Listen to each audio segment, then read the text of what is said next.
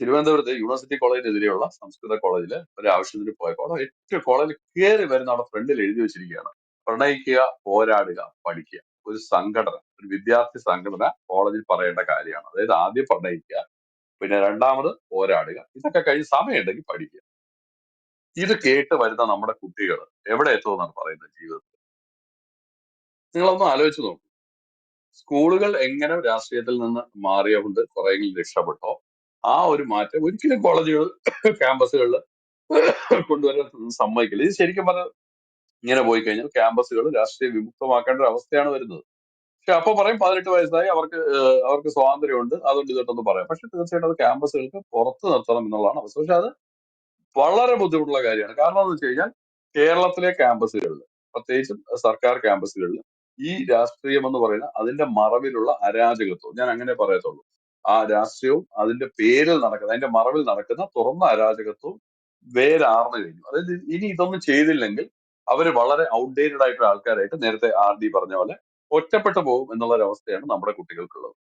ഏറ്റവും സിമ്പിൾ ആയിട്ടുള്ള ഉദാഹരണം എന്ന് പറഞ്ഞാൽ ഞാൻ എപ്പോഴും പറയാറുള്ളതാണ്, നമ്മുടെ പാരന്റ്സ് ഒരു പക്ഷേ കോളേജുകളിൽ പോയിട്ടുണ്ടാവുന്നത്. അതായത് ഞാനിപ്പോ ഉദ്ദേശിക്കുന്ന ഒരു 45 വയസ്സുള്ള ഒരാളുടെ കാര്യമാണ്. അവരുടെ പാരന്റ്സ് ഒരുപക്ഷെ കോളേജിൽ പോയിട്ടുണ്ടാവുക ഒറ്റമുണ്ടും ഹാഫ് സാരി ഉടുത്തിട്ടായിരിക്കും പോയിട്ടുണ്ടാവുക. എന്ന് കരുതിയിട്ട് നിങ്ങളോട് നിങ്ങളുടെ മാതാപിതാക്കൾ പറയാണ്, ഞങ്ങൾ ഹാഫ് സാരിയും ഒറ്റമുണ്ട് കൊടുത്താണ് പോയിട്ട്, നീയും അങ്ങനെ പോയാൽ മതി എന്ന് പറഞ്ഞാൽ നമ്മൾ എത്ര പേര് അത് കേൾക്കും, അനുസരിക്കും? ഇതേ അവസ്ഥ തന്നെയാണ് ഇന്നത്തെ ക്യാമ്പസുകളിലെ അരാജകത്വം ഉണ്ടാകുന്നത്. അതായത് ഈ അരാജകത്വം ഒന്നും പാടില്ല, നമ്മൾ പഠിക്കാൻ വന്നാൽ പഠിക്കണം എന്ന് നമ്മുടെ കുട്ടികളോട് പറഞ്ഞാൽ അവര്, ഞാൻ നേരത്തെ പറഞ്ഞ ഈ ഈ എന്താ പറയാ, ഹാഫ് സാരിയുടെ ഒറ്റമുണ്ടിന്റെ കാര്യം പറഞ്ഞാൽ, അയ്യേ എന്തത്, ആൾക്കാർ നമ്മളെ നോക്കി ചിരിക്കില്ലേ എന്ന് പറഞ്ഞാൽ നമ്മൾ പറഞ്ഞ അതേ ന്യായം തന്നെ അവര് നമ്മളോട് പറയുന്ന ഒരു അവസ്ഥയാണ് ഇന്ന് കേരളത്തിൽ ഉണ്ടായിക്കൊണ്ടിരിക്കുന്നത്. അതായത് എന്താ പറയാ, എല്ലാവർക്കും ബോയ് ഫ്രണ്ടോ ഗേൾ ഫ്രണ്ടോ ഉണ്ട്, എനിക്ക് എന്തുകൊണ്ട് പാടില്ല? എല്ലാവരും ബോയ് ഫ്രണ്ടും ഗേൾ ഫ്രണ്ടും ഡേറ്റ് ചെയ്യാറുണ്ട്, പുറത്തു പോകാറുണ്ട്, എനിക്ക് എന്തുകൊണ്ട് പാടില്ല? അവര് പല കാര്യങ്ങളും പേഴ്സണൽ ആയിട്ട് ചെയ്യാറുണ്ട്, അപ്പൊ എനിക്ക് എന്തുകൊണ്ട് പാടില്ല എന്നുള്ളൊരു അവസ്ഥയിലേക്ക് നമ്മുടെ യുവതലമുറ, അതായത് അടിസ്ഥാനപരമായിട്ട് മൂല്യബോധം എന്ന് പറഞ്ഞൊരു സാധനം നമ്മുടെ കുട്ടികൾക്കില്ല. ആ ഒരു അവസ്ഥയിലേക്കാണ് വളർന്നു വരുന്നത്. ഇത് നമ്മൾ വിചാരിക്കുന്നതെന്ന് വെച്ചാൽ നമ്മുടെ കുട്ടിക്ക് നമ്മളെല്ലാം പറഞ്ഞു കൊടുക്കുന്നുണ്ട്, അതുകൊണ്ട് ഇത് സംഭവിക്കില്ല എന്നാണ്. ഞാനും അങ്ങനെ കുറെ കാലം വിശ്വസിക്കുന്ന ഒരാളാണ്. പക്ഷെ അത് നമ്മുടെ വെറും ഒരു തെറ്റിദ്ധാരണയോ അല്ലെങ്കിൽ ഒരു സ്വയം പറഞ്ഞ് ആശ്വസിക്കുക എന്ന് പറയില്ലേ, കേരളത്തിൽ കുറെ കാലം മലയാളികൾ വിശ്വസിച്ചിട്ട് കേരളത്തിൽ വർഗീയത നടക്കില്ല എന്ന് സ്വയം പറഞ്ഞ് all is well, all is well, ആ തിയറി തന്നെയാണ് ഇവിടെ നടക്കുന്നത്. നമുക്ക് ഇങ്ങനെ സ്വയം പറഞ്ഞ് സമാധാനിക്കാമെന്നല്ലാതെ വേറെ നടക്കുക. അതിന് ശരിക്കും പറഞ്ഞാൽ വേണ്ടത് എന്ന് പറയാൻ ഞാൻ എപ്പോഴും പറയാറുള്ളതാണ്. അതിന് എന്താ ചെയ്യേണ്ടത്, അതിന് എന്താ ചെയ്യേണ്ടതെന്നുള്ളതിനെ കുറിച്ച് ഒരു ക്ലിയർ ആയിട്ട് ഒരു ഐഡിയ എനിക്ക് ഇപ്പോഴും കുറെ ഗ്രേ ഏരിയാസ് ഉണ്ട്.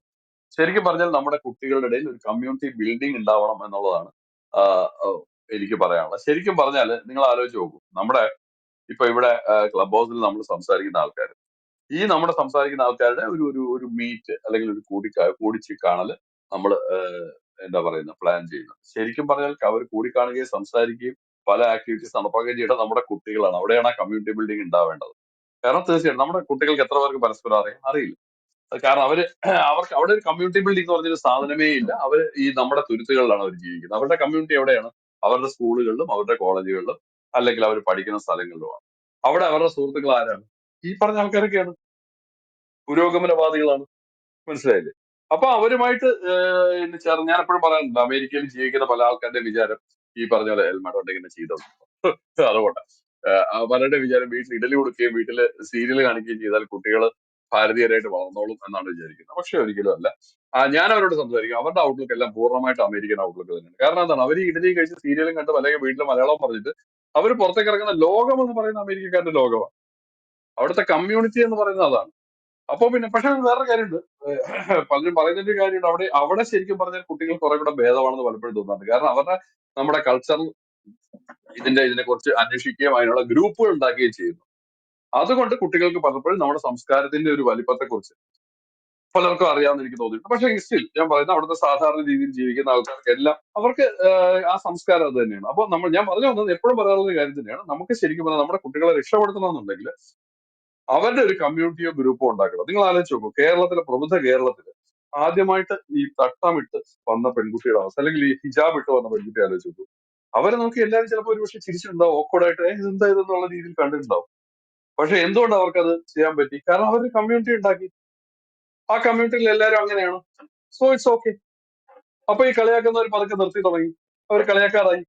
എന്ന് പറഞ്ഞതുപോലെ നമ്മുടെ ഒരു സംസ്കാരത്തിൽ അഭിമാനിക്കുകയും അല്ലെങ്കിൽ അതിന്റെ സംസ്കാരത്തിന്റെ മഹത്വം എന്താണെന്ന് മനസ്സിലാക്കുകയും ചെയ്യുന്ന ഒരു ഒരു ഒരു യുവതലമുറ വളർന്നു വന്നാൽ മാത്രമേ ഇവിടെ എന്തെങ്കിലും എന്താ പറയുക മാറ്റം സംഭവിക്കുള്ളൂ. അല്ലെങ്കിൽ നമ്മുടെ കുട്ടികൾ ഇതിൽ നിന്ന് രക്ഷപ്പെടാതെ നമ്മൾ അറ്റ്ലീസ്റ്റ് ഞാൻ പറഞ്ഞില്ല, ഞാൻ എപ്പോഴും പറയാറുള്ള പോലെ നമുക്ക് നല്ല സ്വാർത്ഥന്മാരെങ്കിലും ആകാൻ ശ്രമിക്കാം. അത്രയേ ഉള്ളൂ.